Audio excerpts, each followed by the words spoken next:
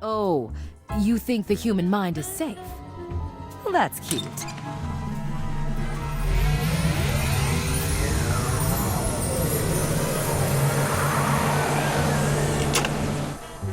In this video, I'm gonna talk about Psychonauts 2.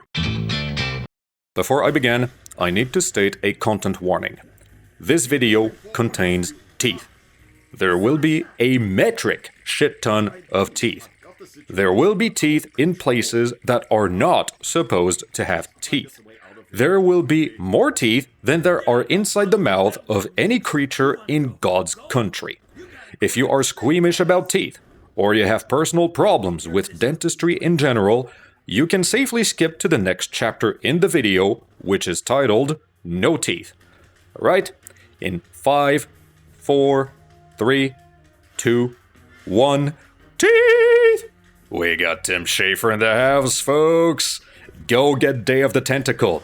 Put it on, set the graphics to remastered, the music and the sound effects to classic, and bask in the outrageously 90s style Nickelodeon Cartoon Network Spumco Ren and Stimpy demented artwork that made every scene look so punchy and memorable.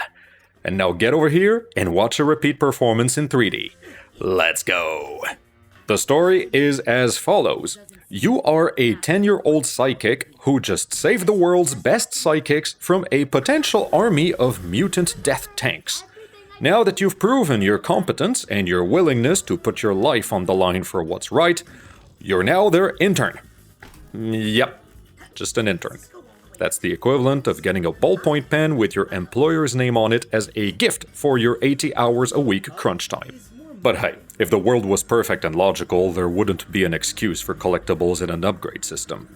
Turns out, most of the powers you got in the first game show up once again pretty early on, and you continue to expand your abilities from there. You're playing a more full-fledged hero from the get-go. And sure enough, the introductory level has you playing your part in a tightly organized operation rather than warming the bench. Nice. Once that level is done and over with, you gain access to customization options for your playstyle, and off you go on a scavenger hunt to grab collectibles that will increase the potency and utility of your powers. They're not absolutely required to proceed forward, but they'll sure make your job easier. So, grabbing health and power upgrades is never a bad idea. Really, you're spending a lot of your time grabbing everything that isn't nailed down, and once you've beaten the last boss, you even get a tool that makes spotting the stragglers easier. Oh, before I keep going with this, small parenthesis, just in case you get to wondering about that, getting inside the mind of somebody involves talking to them. No, I mean, not socially speaking. You don't have an item in your inventory that you can select and use on them. It's by running up to them and initiating a conversation. And eventually you dive into their mind in an automatic fashion as part of one of the things in the dialogue tree. That threw me off when I had to get to my classroom assignment, so if you were wondering, well, now you know. Controls involve an attack button, a jump button, a dodge button, and 4 psychic power buttons. The latter can be remapped at will and on the fly, and you will be expected to do just that in the middle of a fight, since different enemies are weak to different powers. Don't worry, the game is fully paused while you remap, so the exercise is just a formality. Later on, you also get access to a photo and a utility button, both of which are exclusively used in calm situations. There's actually very little combat in the game itself, and most of the time is going to be spent on platforming, collecting, and puzzle solving. Very little doesn't mean none, mind you, and there are actual proper boss fights to sink one's teeth into. That's probably where you're gonna take the biggest toll on your health points, since a hard punch from one of the stronger baddies can knock out 1 or even 2 or 3 hearts from your health in one go. By comparison, falling into a bottomless pit only costs a quarter of a heart, and you're put right back on the platform you jumped off from so you can try again.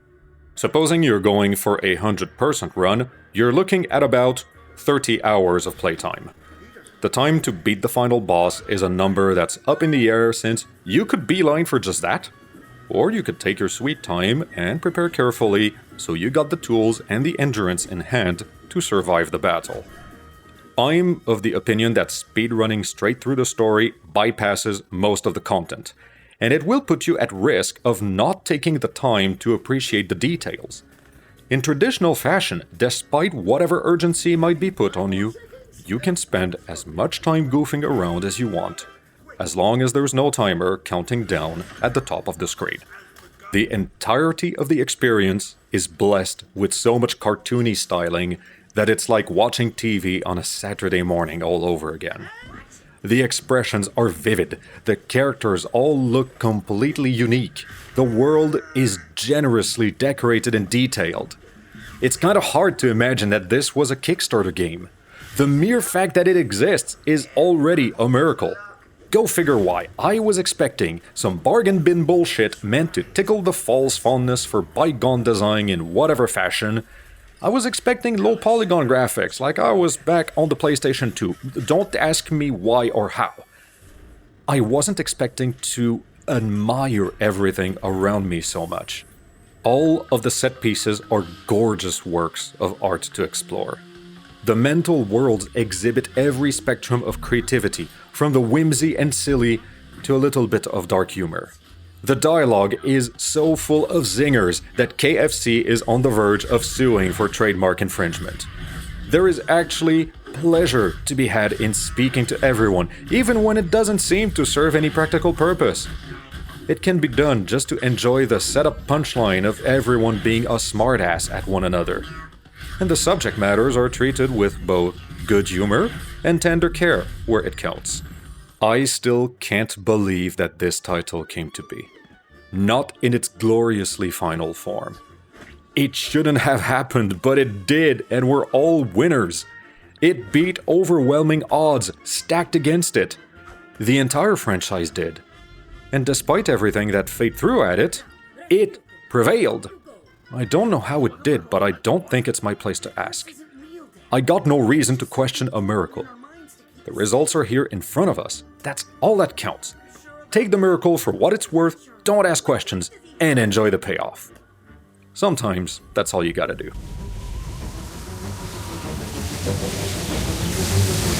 In short, this game is a 21 of hearts.